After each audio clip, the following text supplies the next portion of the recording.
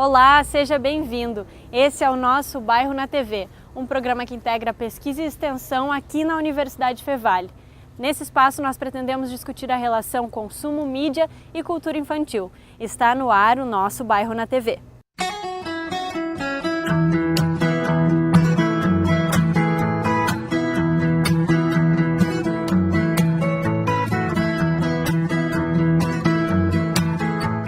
O que caracteriza uma atitude preconceituosa, de discriminação? Uma criança muito pequena que reproduz discursos racistas. De onde vem esse comportamento? Ao mesmo tempo, crianças negras e indígenas sendo prejudicadas por não serem aceitas no ambiente escolar. O nosso Bairro na TV te convida para discutir essas e outras questões sobre o preconceito racial na infância. As pessoas geralmente elas confundem muito dois conceitos que são bem importantes para nós compreendermos, que é o conceito de preconceito racial e discriminação racial. O preconceito a gente já tem uma noção pela própria origem da palavra, né? Um preconceito, um conceito prévio sobre alguma coisa e que opera muito mais no campo da subjetividade. Inclusive, o indivíduo ele pode ter um preconceito contra um grupo, contra alguém, mas não necessariamente ele externaliza. A discriminação é um momento em que externalizamos qualquer tipo de preconceito. E, inclusive, não só externalizamos, como podemos prejudicar todo um coletivo. Eu acredito que o preconceito é construído, né, socialmente. Para mim, os valores, enfim, os significados que tu vai constituir no meio social, eles são construídos dentro do ambiente que tu convive, nas relações sociais, né, no contato com os pais, com os familiares, com a escola.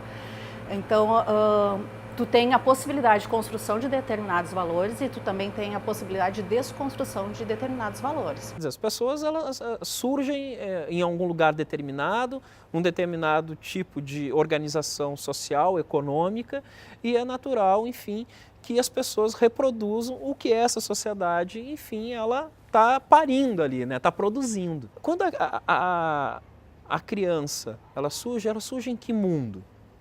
Quem são os pais dessa criança? Porque a criança, enfim, ela não está sozinha, ela vai também reproduzir, ela vai trabalhar com aquilo que ela tem. Então, o que ela vê, por exemplo, na TV? Entendeu? Quem são os heróis? Quem são os personagens, por exemplo, de história em quadrinhos, né, que são os exploradores? E quem são os selvagens?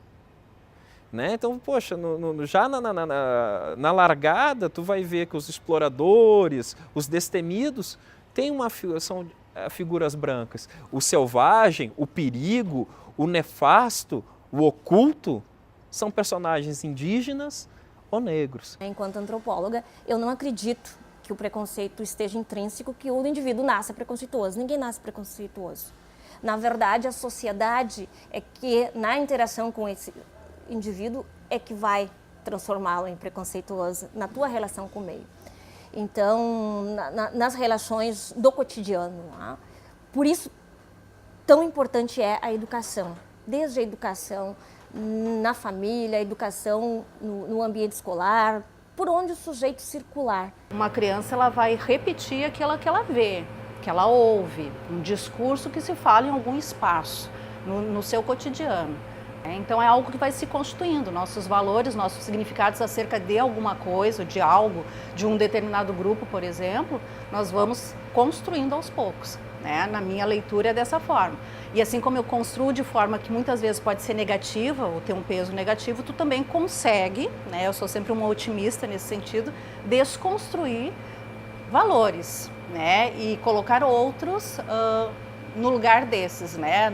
Então, por isso que eu acredito, por exemplo, que o espaço escolar não só, mas o espaço escolar, a escola, tem uma grande responsabilidade, né, de lidar com perspectivas de diversidade, de pluralidade, justamente para trazer à tona essas questões que muitas vezes, de forma consciente ou inconsciente, vêm, né, do espaço familiar, das vivências, do cotidiano da casa, enfim.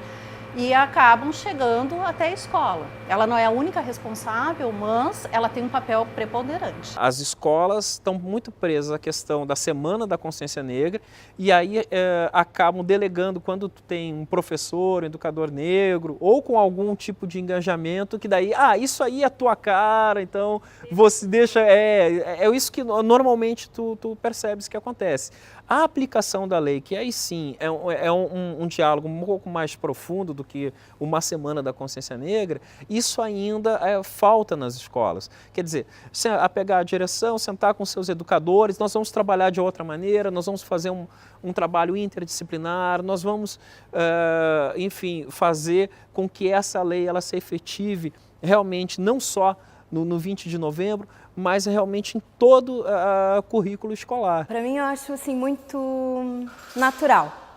Para mim é muito natural trabalhar com isso, né? Eu comecei a trabalhar com isso já há muito tempo, muito antes da Lei 10.639. Então, é algo natural. Eu não vejo assim que nas crianças eles demonstram algum tipo de preconceito, alguma diferença quando tu está contando um conto que tem um personagem negro ou não. Uma coisa é a criança se dar conta da diferença. Nós somos diferentes. Né? Eu, enquanto mulher, por exemplo, eu tenho um corpo que é diferente, anatomicamente diferente. As crianças elas vão perceber essa diferença, tanto pela questão de sexo, pela questão racial, enfim. Olha a importância do meio, da sociedade, para que ela construa uma atribuição positiva em torno dessa diferença. Essa atribuição positiva é que é fundamental e que deve ser estimulada. Quer dizer, quais são os nossos valores? Entendeu? Steve Biko, em um dos seus textos, disse que a civilização europeia ela foi realmente muito interessante no sentido de produzir realmente grandes indústrias, grandes armas, né? Grande tecnologia, mas coube à África realmente desenvolver, né, o humano.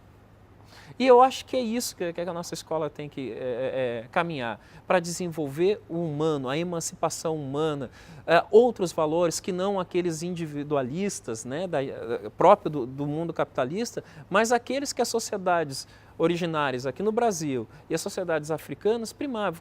Né? Essa é a visão de mundo que nós queremos construir, que é a visão da solidariedade que esses povos são portadores, tanto indígenas quanto africanos. O Brasil, durante séculos, esteve em dívida com a população negra, mas ações afirmativas para negros, pardos e indígenas têm feito a diferença na mídia, na educação e nas relações.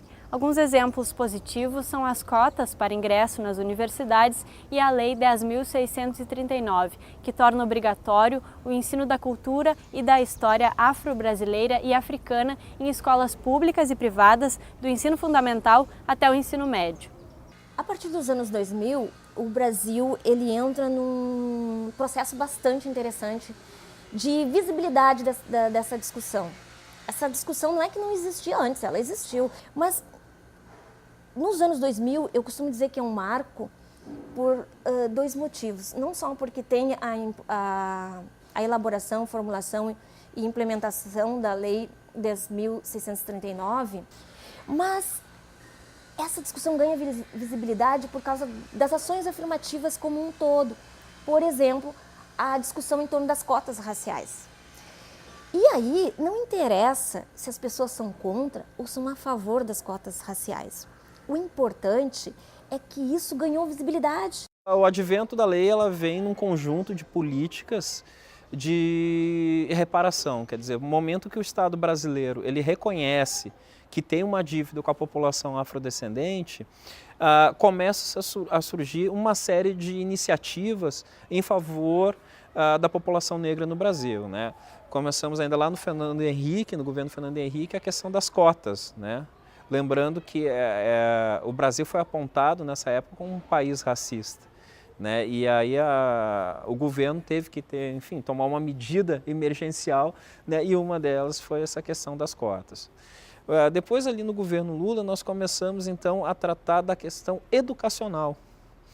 E aí sim, aí nós temos o advento da Lei 10.639, 2003, né, que depois vai ser, enfim, incluída aí a questão da história do indígena, e ela é a 11.645. Então o advento da lei, ela é muito importante justamente para suscitar o debate, mas para trabalhar principalmente uma quebra de hegemonia do pensamento europeu. Quer dizer, a nossa escola ela foi formada tendo como referência a Europa. É uma escola eurocêntrica, né? E quando entra então o tema da história e cultura africana, ela vem para quebrar esse paradigma. E aí então potencializar, aí sim, a história do continente africano e das suas referências positivas, lá no continente africano e aqui no continente americano, né? Ela abre espaço para trazer elementos da cultura negra, por exemplo, ou da cultura indígena, melhor dizendo, das culturas indígenas, das culturas negras, para dentro do espaço da escola, que muitas vezes não era valorizado. Nós tínhamos uma padronização, digamos assim, de se pensar tanto a formação brasileira, a cultura brasileira, através de um único viés cultural, principalmente europeu, que foi muito importante e é muito importante para a formação do nosso país. Mas não se abrir espaço para discutir, trazer à tona elementos históricos que trouxessem esses outros sujeitos. Eu acredito, assim, que o professor já sempre trabalhou com isso. Só que, claro, trabalha um pouco mais por quê? Porque daí, com o advento da lei, surgiu mais material. Isso sim. Muitas histórias, na literatura, muitas pessoas escrevendo sobre isso, com esse tema do preconceito. Teve uma enxurrada de publicações de recontos africanos, assim, de vários autores. Então, isso ajudou. Mas, ao mesmo tempo, a gente tem que ter cuidado, porque, ao mesmo tempo que ajudou, tem uma enxurrada muito grande de coisas que não são de qualidade, né? Então, não adianta tu botar, assim, um título que tem a palavra negro, que aquilo ali vai ser uma coisa legal para você trabalhar essa questão, né? O que talvez seja muito importante, que vai além de ter esse material disponibilizado, claro, o professor ele pode buscar por um movimento dele, mas que se construam dentro das escolas, dentro dos municípios, né? As prefeituras elas têm que considerar isso importante, porque não adianta ter uma lei federal e não se pensar nas políticas públicas municipais. Então, por exemplo, de se construir núcleos de reflexão, de discussão, em que o professor possa discutir com outros a melhor forma de trabalhar aquele material, aquele conteúdo, que ele não fique sozinho. E no próximo bloco, os entrevistados falam um pouco sobre as suas experiências em relação à cultura negra e discriminação. Até já!